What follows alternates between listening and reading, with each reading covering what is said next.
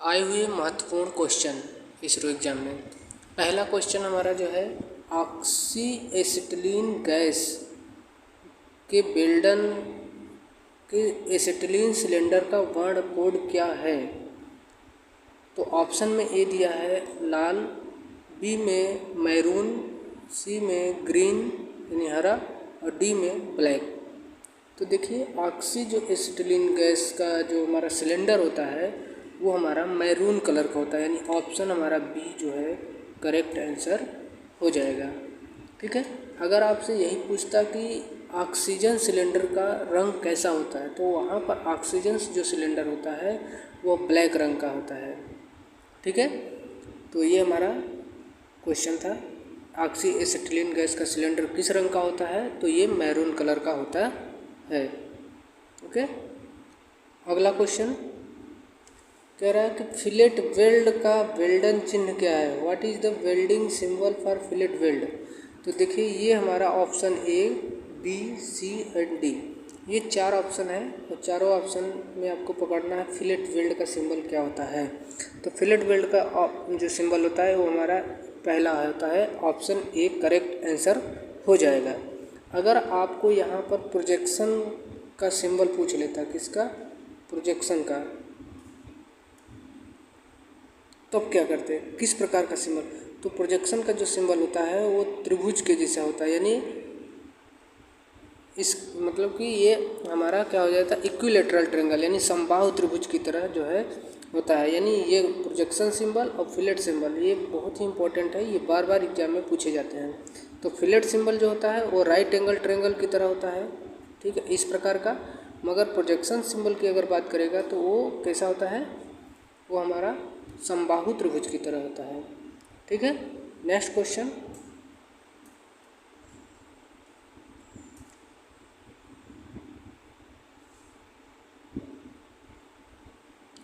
कह रहा है टार्क यानी कोष्टक में बल आघूर्ण का यूनिट है, यानी इकाई है, मात्रक पूछ रहा है। What is the unit of torque?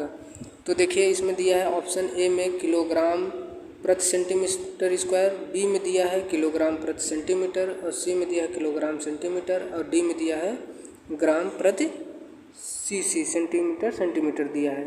Okay. तो देखिए, बल आघूर्ण जो होता है उसे हम टाउ से डिनोट करते हैं। ठीक है। तो टाउ बराबर होता है एफ इंटू डी होता है। ठीक है। तो एफ का मतलब क्या होता है? फोर्स। ठीक है। तो फोर्स जो होता है एम ए होता है, फोर्स को हम एम ए बराबर एम ए भी होता है इंटू डी, डी मतलब दूरी हो गया, डिस्टेंस। ठीक है। तो अब देखिए, यहाँ पर जब हम टाउ बराबर एफ इंटू डी हुआ, टाउ बराबर एफ इंटू डी, एफ की जगह हम क्या लिख सकते हैं? एम ए लिख सकते हैं और डी दूरी है, तो दूरी का मात्रक आपको पता है, मीटर होगा या सेंटीमीटर होगा। अगर सेंटीमीटर में यहाँ ऑप्शन में दिया तो सेंटीमीटर होगा। तो द्रव्यमान का मात्रक क्या होता है? किलोग्राम। और जो हमारा ए है, ए मतलब एक्सीलरेशन, ठीक है, मीटर पर सेकंड स्क्वायर होता है। क्या होता है? मीटर प्रति सेकंड स्क्वायर होता है। ठीक है। तो देखिए, यहाँ पर जो मीटर है वहाँ सेंटीमीटर होगा स्क्वायर।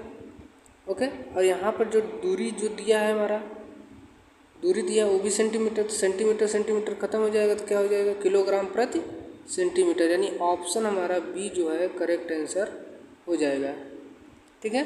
तो आपको ये फार्मूले याद होने चाहिए, तभी आप अच्छे से इसको कर पाएंगे। नेक्स्ट क्वेश्चन की ओर चलते हैं। क्वेश्चन है हमारा, परत धातु वस्तु के किनारे को मोड़कर सख्त करने की प्रक्रिया को कहते हैं। कह रहा the process of stiffening edge of sheet metal article by folding is called. Option में दिया है ए नोचिंग, बी में दिया है हमारा हैमिंग और सी में दिया है पंचिंग और डी में दिया है स्निपिंग। तो देखिए, जो हमारा परत धातु होती है और उसके किनारे को मोड़कर सख्त करने की जो प्रक्रिया होती है उसे हम हेमिंग करते हैं। क्या करते हैं? हेमिंग करते हैं। पिक्चर में आपको दिखाया जाएगा, देखिए हेमिंग। नोचिंग क्या होता है? देखिए, जिसे हम वी ग्रुप काट देते हैं वो नोचिंग हो जाता है। हेमिंग क्या होता है कि वो जो भी ग्रू कटा होता है उसी को मोड़ करके किसी किनारे पर आप देखेंगे ट्रे व्रे जो बनता है मिठाई उठाई जिसमें रखी जाती है, तो उसको मोड़ करके उसको मजबूत किया जाता है किनारे वाले भाग को, तो वो हमारा क्या होता है, हेमिंग कहलाता है। ठीक है, next question. 104 degree Fahrenheit, 104 degree Fahrenheit को डिग्री सेल्सियस में बदल लिया, तो सबको पता है C/5 बराबर F-32/9 होता है, सबको पता है। 32 अगर हम घटा देंगे तो 2 यहाँ आ गया, कितना हो गया 7, तो 9 अठे 72, 8 आ गया। हाँ, अब देखिए यहाँ तक हो गया 72 आ गया, घटा दिए तो कितना आया 72, यानी C/5 घटा के कितना लाए थे 72/9 हो जाएगा, तो 9 अठे 72 हो जाएगा।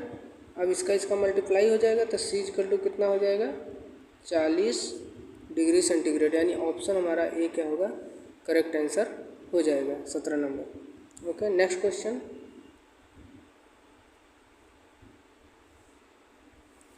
कह रहा है, क्वेश्चन हमारा अगला कह रहा है कि भट्ठी की भित्ति के सबसे अंदरूनी सतह पर उपयुक्त पदार्थ जो उच्च ताप, भौतिकी और रसायन प्रक्रिया का प्रतिरोध करता है उसे हम क्या कहते हैं। ऑप्शन में इपोक्सी, बी में कोयला, सी में अपवर्तक और डी में निट्रेडिंग। तो देखिए जो हमारा अंदरूनी सतह के जो पदार्थ को जो है उच्च ताप पर भौतिकी रसायन प्रक्रिया का प्रतिरोध करता है वो हमारा क्या कहलाता है, ऑप्शन सी अपवर्तक यानी रिफैक्ट्री कहलाता है। ठीक है, ऑप्शन सी हमारा करेक्ट आंसर हो जाएगा। नेक्स्ट क्वेश्चन कह रहा फोर्जिंग प्रक्रिया जिसमें भट्ठी की लंबाई कम होती है और अनुप्रस्थ काट ज़्यादा होता है को कहते हैं, क्या कहते हैं, ऑफसेटिंग, बी में ड्राइंग आउट, सी में लघुकरण और डी में ड्राफ्टिंग। तो क्या कहते हैं, ऑप्शन ए हमारा करेक्ट आंसर हो जाएगा, ऑफसेटिंग।